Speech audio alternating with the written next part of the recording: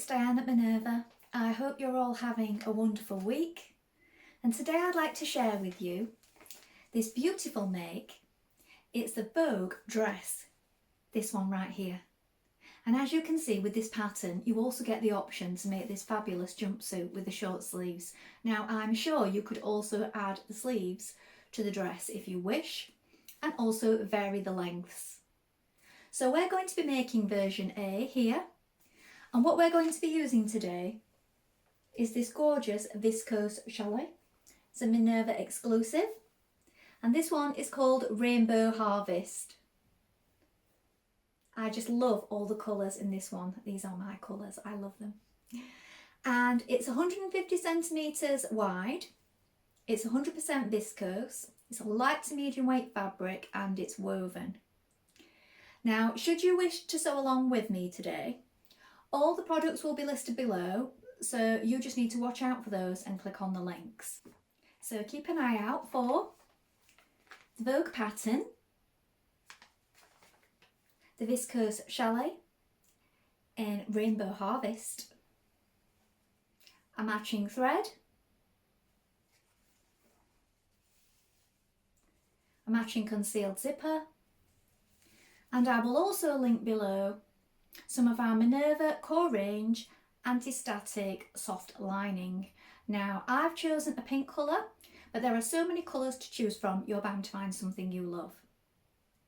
Now before we begin, you want to wash and prepare your fabric as you would normally, and then when you've done that you need to measure yourself. Check the sizing with the sizing on the packet.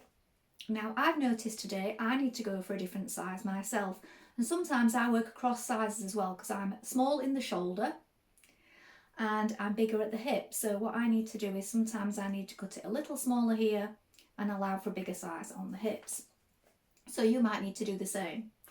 So check your sizing with a tape measure, and when you're happy, we're ready to begin cutting our pattern pieces. Now while you're here, we'd love it if you take a look at the Minerva Craft Club, because with the Minerva Craft Club you get 10% off all your orders for a whole year, and that will include anything that you buy with us today. We'd also love it if you create a free account, because with a free account you can connect with our wonderful sewing community of like-minded sewers from all over the world, share all your projects, ideas and inspiration, and it's all completely free. So you pop along and do that now. And then we're ready to begin making our dress. So let's go and cut our pattern pieces together. So here are our pattern pieces. So here we have our skirt front for version A. You're going to cut one on the fold here. Make a note of the notches and the circles. Here we have our skirt back piece for version A. Cut two pieces. Note your circles and your notches. Now here we have our bodice pieces for our dress. So here we have the bodice side back. You're going to cut two in fabric and two in lining. You shorten for the petite length at this line here. Make a note of your notches and your circles, and this is a straight grain. Here we have the bodice front. You're going to cut one on the fold of fabric and one on the fold of lining. Note your notches, and again lengthen or shorten as required. Here we have the bodice back. Cut two in fabric, two in lining. Note your notches and these markings. Again, straight grain this way. Here is your bodice side front. This is a straight grain here. Note your notches. We also have pocket pieces, and this is a straight grain for the pocket. You're going to cut two in lining and two in fabric, and note these notches here. So now we're ready to begin making our dress. So first of all, you want to wind half of your thread onto your spool and check your machine needle is sharp. Now I'm using a universal size 70 today because this fabric is quite light. You might wish to try a little piece of scrap fabric and see what works best for you. When we've done that, we're going to take our front piece and we're going to do a line of stay stitching around the neck edge here. That's our first job. Let's do that now. So we're working 1.3 centimetres from the raw edge, and I'm working towards the centre. Then I'm going to stop and go to the other shoulder and work towards the centre again.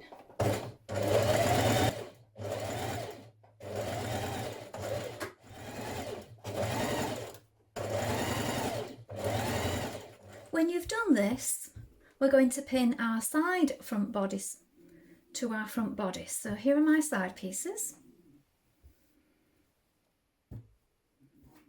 And as you can see, we have notches here and here.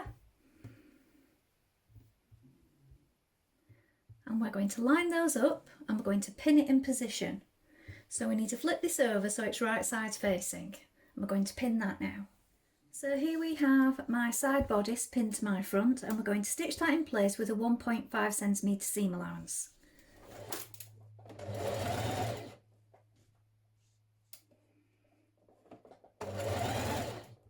Now at this point I'm also adding my side front pieces to my front piece of lining, because we're going to be adding the same pieces as we go along. So I like to do this at the same stage. So I'm going to sew these in position now.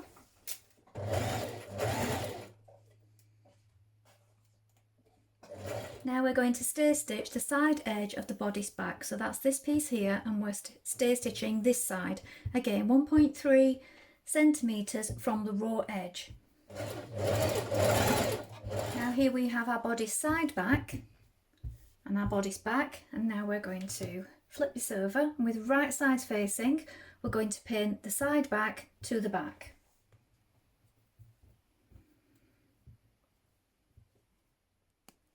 Stitch your side back to your back. Now pin your side back lining piece to your back piece. Again, matching the notches as you go. So you just have to make sure that you ease in that curve as you go around this bend here. And I always find it's a little trickier on the lining. Now we're going to stitch our bodice front and back together at the shoulder seams. So here we want to line up these notches here.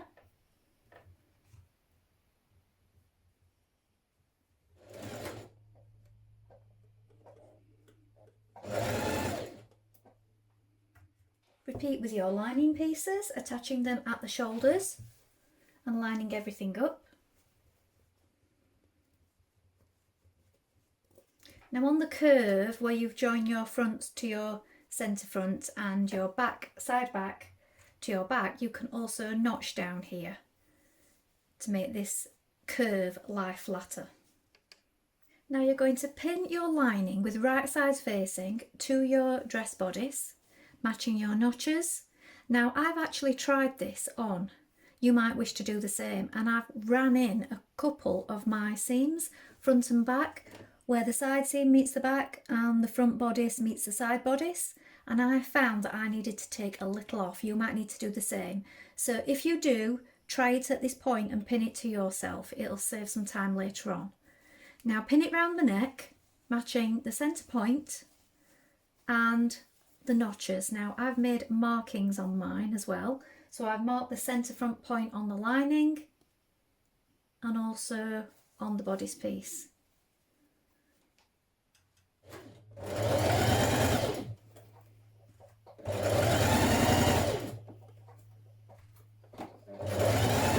Now understitch around your neck where you've attached your lining, pushing your seam towards your lining piece. Now I've changed my thread for this part just so that my thread better matches my lining. So you might wish to do this also. Now before stitching around your armholes, what I've done here is I've pressed all my seams, made sure everything's flat.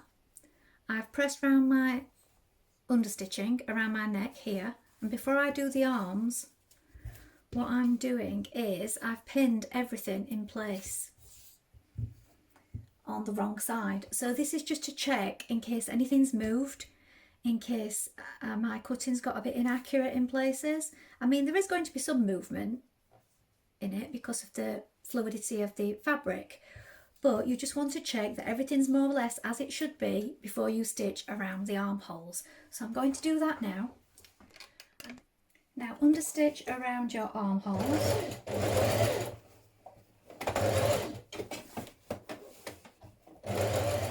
Open out your bodice and your lining like this, and you're going to put right sides together with the side seams, matching the notches, and you're going to do one continuous line of stitching along here,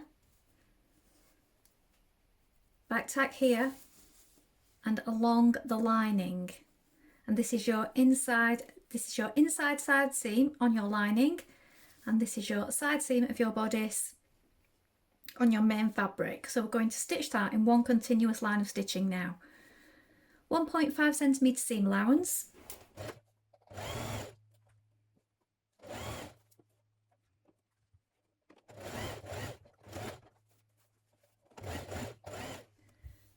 Now we're going to stitch our two back sections together. So these are our back skirt pieces, and we're going to stitch from below this large circle here. So we're stitching from this point here, reinforce down to the bottom.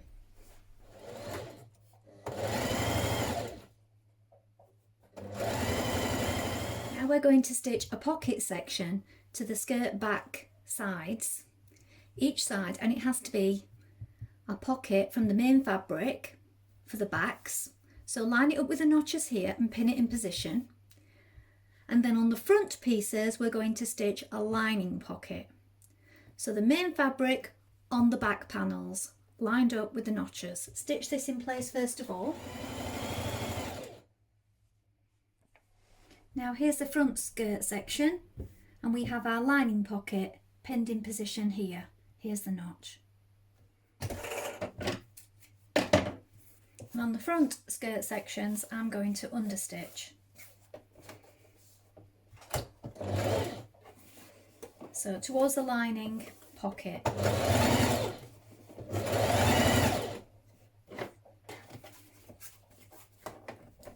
Now you're going to stitch your skirt front to your skirt back at the side seams. So we start at the top here, we stitch down, back tack to this marking here. We're going to go around our pocket. So we leave this free because this is where our pocket opening is. Then we're going to back tack here and continue down the side seam.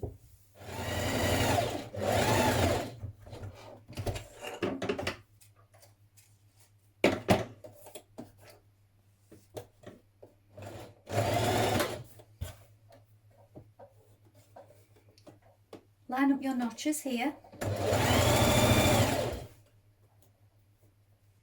So I'm going to add in my Minerva maker label at this point. So before I finish off my skirt and add it to my bodice, while the lining is still free down this side, I'm going to stitch it about here. So I'm just going to stitch it across the top there, only catching it on the lining so that the stitching won't show on the outside. And I'm going to do that now. You might prefer to add yours into the side seam. So decide now, because if we want it in our bodice, we want the stitching to be hidden, don't we? So here's my label in my back. So a line of gathering stitches from your centre back all the way around the top of the skirt. But what I do is, when I get to the side seams here, I will stop and leave the threads free. Start again at the other side. Make sure you move your pocket out of the way because we're going to tack that down after. Stitch across the front to the other side seam, stop, leave those threads free and start again at the other side. This is so I can gather it in sections.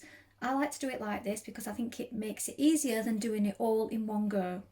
But remember to keep these pockets out of the way for now. Now pull up your threads on your skirt gatherings, and you're going to match it up with the side seams, the centre and the notches on your skirt.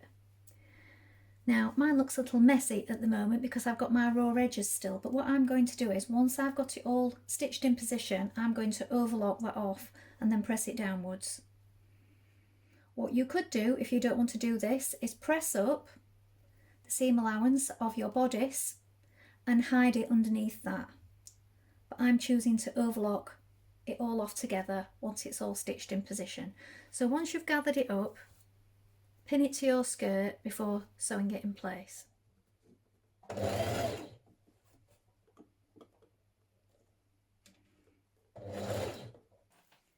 So now that we've added our skirt to our bodice, we're going to add our zip.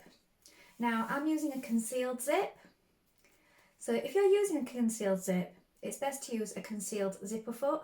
So these have a little lip here in the centre, and this holds your teeth in place while you're sewing. So these are really good to invest in if you're using concealed zippers. And I really like concealed zippers because they're really easy. People think they're difficult, but they're not. They're really easy to put in and they give a nice neat finish. So I've changed to my concealed zipper foot, and you line up the zipper with the top of the dress because it is going to go right to the top. And the top of the zipper that hangs over here will fold back, and I'll show you that in a moment. But it's straight to the edge, and your needle look just falls behind the teeth of the zip here, and this channel here just holds it all in place. So I think it just makes it really easy. So you might want to try it with one of these. I always used to use a normal zipper foot for concealed zippers, but now I'm just a convert to this one. Now here, where your skirt meets your bodice, this line here, you want to make a little marking with chalk or a tailor's pencil right at that point. And then when you're attaching your zip at the other side, you make sure that you line up this seam here with this chalk mark.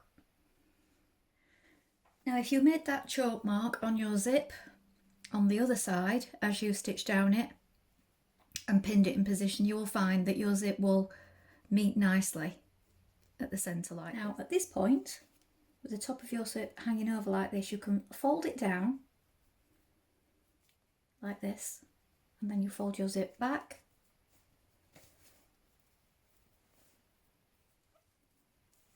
I like to hand stitch this down here at this point at the top, and then all of the top of the zip is enclosed in here like this. I've got a bit of white cotton there, where's that come from?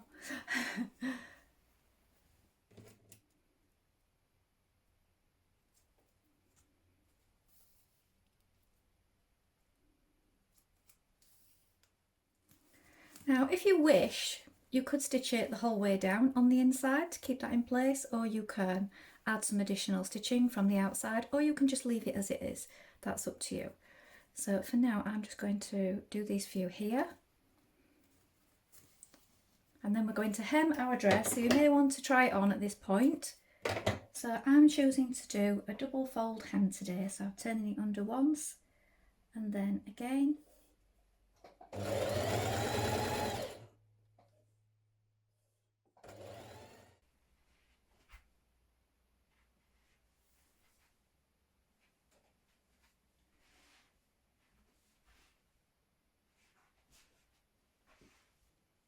Well, I hope you've enjoyed sewing along with me today.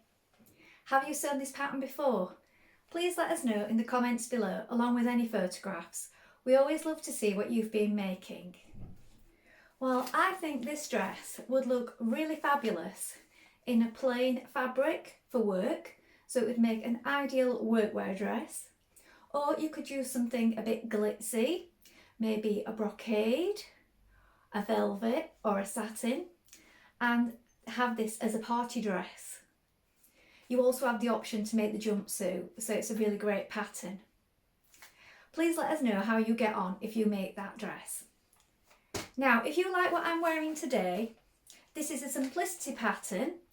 It's 1108, and this is another of our Minerva exclusive viscose chalet fabrics, and this one is called Jungle Dreamer. So I will link these products below also in case you're interested in an additional make. Remember to like and follow Minerva to get more ideas and inspiration like this every week. And I hope to be back with another sew along really soon. Thank you so much for watching. Bye for now.